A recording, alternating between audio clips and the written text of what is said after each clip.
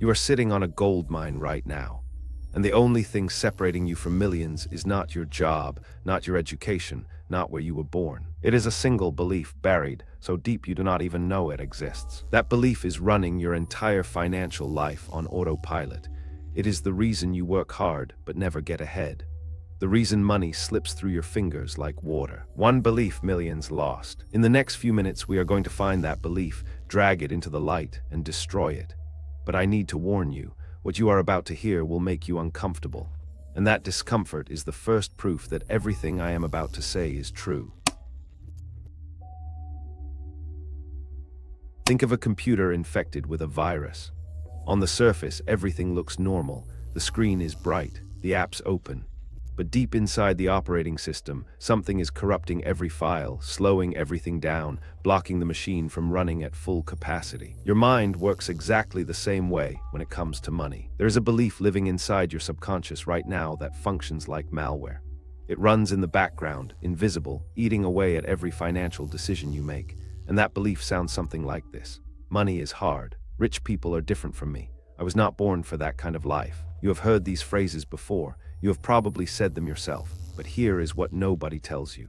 As the legendary psychologist William James once observed, the greatest discovery of my generation is that a human being can alter his life by altering his attitudes of mind. That belief you carry about money is not a fact. It is a program, a mental virus that was installed without your permission. Mental virus installed, and it has been running your finances ever since. But where did it come from? That is where things get truly disturbing. Before you turned 7 years old, your brain was a sponge. No filters, no critical thinking, just raw absorption. Every argument your parents had about bills.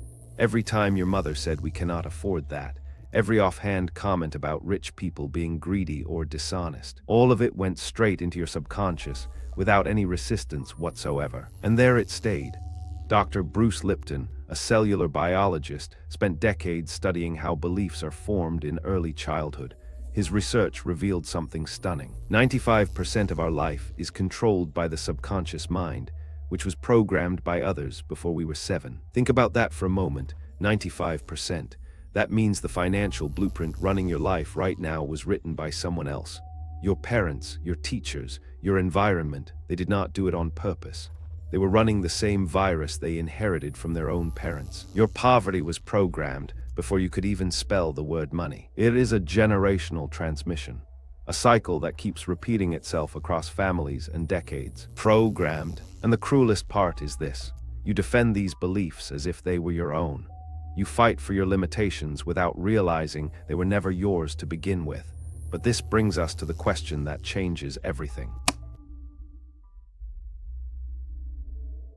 Here is something that will shake you. The difference between a millionaire and someone living paycheck to paycheck is not intelligence. It is not talent. It is not even opportunity. Mindset is everything. Researchers at University College London conducted a study that tracked thousands of people over decades. What they found was that financial success correlated more strongly with beliefs about money than with IQ, education, or family wealth combined. The people who believed money was abundant and accessible made dramatically different choices. They took calculated risks. They invested in themselves. They saw setbacks as data, not defeat. The people who believed money was scarce and hard to get made safe choices. They avoided risk. They traded time for money. They saw every financial setback as confirmation that wealth was not meant for them. Whether you think you can or think you cannot, you are right. The gap is not in the bank account. It is in the belief system. If this is starting to make you see your finances differently, hit like and subscribe because we are just scratching the surface. What I am about to reveal next is the mechanism your own brain uses to keep you broke. And once you see it, you cannot unsee it. Let me show you something disturbing about your own brain. Have you ever had a great idea for a business and then immediately thought of every reason it would fail? Have you ever received unexpected money and found a way to spend it almost immediately? Have you ever been close to a financial breakthrough and then something mysteriously went wrong? That is not bad luck. That is your subconscious protecting the status quo. Your brain has one primary job: keep you alive. And keeping you alive means keeping you safe, and safe means familiar. If being broke is what you know, your brain will fight to keep you there with everything it has. Every time you get close to wealth, your subconscious pulls the emergency brake. Dr. Gay Hendricks calls this the upper limit problem. The moment you start exceeding your internal thermostat for success, your subconscious creates problems, fights with your partner, health scares, self-sabotaging decisions, all unconscious, all automatic. Sabotage, upper limit problem. Your brain is not broken. It is doing exactly what it was programmed to do. The problem is the programming itself. And if you think that is unsettling, wait until you see how it shows up in your daily relationship with money. Money is a mirror. It reflects back exactly what you believe about it. The way you treat money tells the truth about what you believe you deserve. Watch how people handle money, and you will see their deepest beliefs exposed. The person who checks their bank account with dread believes money is a source of pain. The person who feels guilty spending on themselves believes they do not deserve abundance. The person who hoards every penny believes there will never be enough. These are not financial habits. They are emotional patterns, and they all trace back to that one core belief: I am not worthy of wealth.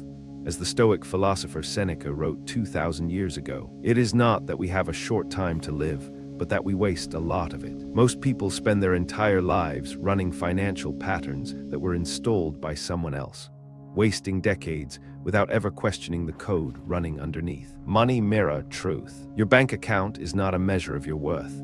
It is a readout of your programming. Change the program, and the readout changes with it. But there is a hidden force that makes changing this program almost impossible, and most people never even see it coming. Here is the most paradoxical thing about money. Most people say they want more of it, but deep down, they are terrified of actually having it. The fear of wealth is far more common than the fear of poverty. Think about this honestly. If $10 million appeared in your bank account tomorrow, what would your first thought be? Would it be pure excitement, or would it be anxiety? What will people think of me? Will my friends treat me differently? Will I lose it all and end up worse than before? The fear of success is the prison that looks like freedom from the outside. Psychologists call this the Jonah complex, named after the biblical prophet who ran from his own calling. We run from our own greatness because greatness means change, and change means losing the identity we have spent our entire life building. As Marianne Williamson once wrote, our deepest fear is not that we are inadequate. Our deepest fear is that we are powerful beyond measure. You are not afraid of being broke forever. You are afraid of what happens when you are no longer broke. Fear of greatness. That fear keeps you making choices that guarantee the familiar. Choices that guarantee you stay exactly where you are, and that fear is directly connected to something even deeper: your identity. This is the part most people are not ready to hear. You are addicted to being broke, not because you enjoy it, but because it is who you believe you are. Your identity is the strongest force controlling your financial reality. When someone says, "I have always been bad with money," they are not describing a skill deficit. They are declaring an identity, and identities do not change easily. Your brain will filter reality to match the story you tell about yourself. 1. You ignore opportunities that could change your life. 2. You surround yourself with people at your income level. 3. You unconsciously reject praise about your potential. 4. You downplay your own skills and value. Every single one of these behaviors is your identity protecting itself from disruption. James Clear, author of Atomic Habits, said it perfectly. Every action you take is a vote for the type of person you wish to become. Right now, your daily actions are voting for the same broke person you have always been, not because you lack talent, not because the world is unfair, but because your identity will not let you become someone new. The good news is that identities can be rewritten, and that is exactly what we are going to do next. The moment you become aware of a belief, it starts to lose its power over you. That is the first crack in the wall. But awareness alone is not enough. You need to actively install a new program to replace the old one. Reprogramming your mind for wealth is not magic, it is neuroscience. Dr. Joe Dispenza has spent years studying neuroplasticity, the brain's remarkable ability to rewire itself at any age. His research shows that when you repeatedly think a new thought with genuine emotion behind it, your brain physically creates new neural pathways. The old pathway does not disappear overnight. but the new one gets stronger every single time you use it. The brain does not know the difference between what is real and what is vividly imagined. Here is what that means for your finances. Every morning when you wake up and your first thought is "I never have enough money," you are strengthening the poverty pathway. But if you interrupt that thought and consciously replace it with "money flows to me because I create value," you are building a new neural road. The old program will fight back every single time you try to change it. It will feel fake. It will feel like lying to yourself. But that discomfort is the sound of new wiring being installed, and there is a specific frequency that accelerates this entire process. Everything in the universe vibrates at a frequency, including your thoughts, including your deepest beliefs about money. And here is the key most people miss entirely. You cannot attract what you are not vibrationally aligned with. When you walk into a room believing you are unworthy of wealth, you emit a signal. That signal repels opportunities. It repels connections.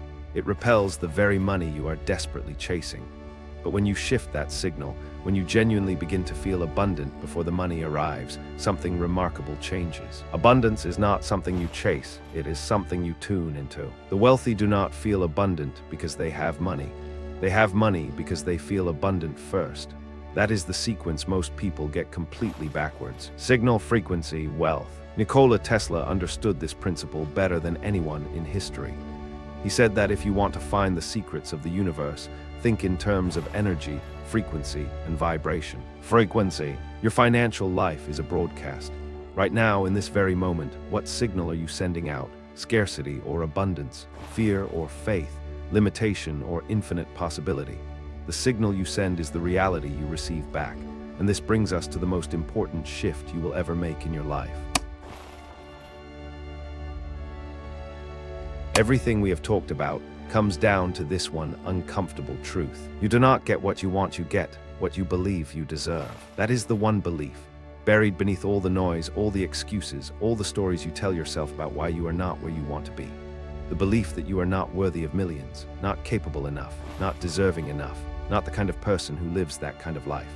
And as long as that belief runs your operating system, no amount of hard work, no strategy, no opportunity will ever break through the ceiling it creates. As Marcus Aurelius wrote privately in his journal nearly 2,000 years ago, the happiness of your life depends upon the quality of your thoughts. Today you have seen the virus.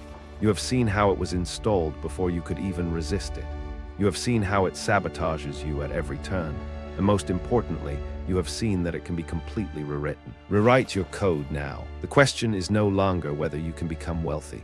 The question is whether you are willing to delete the belief that says you cannot. If you made it this far, comment "deleted" below to prove you are ready to erase your poverty program for good. Your mind is either programmed for wealth or poverty. Now you know how to reprogram it.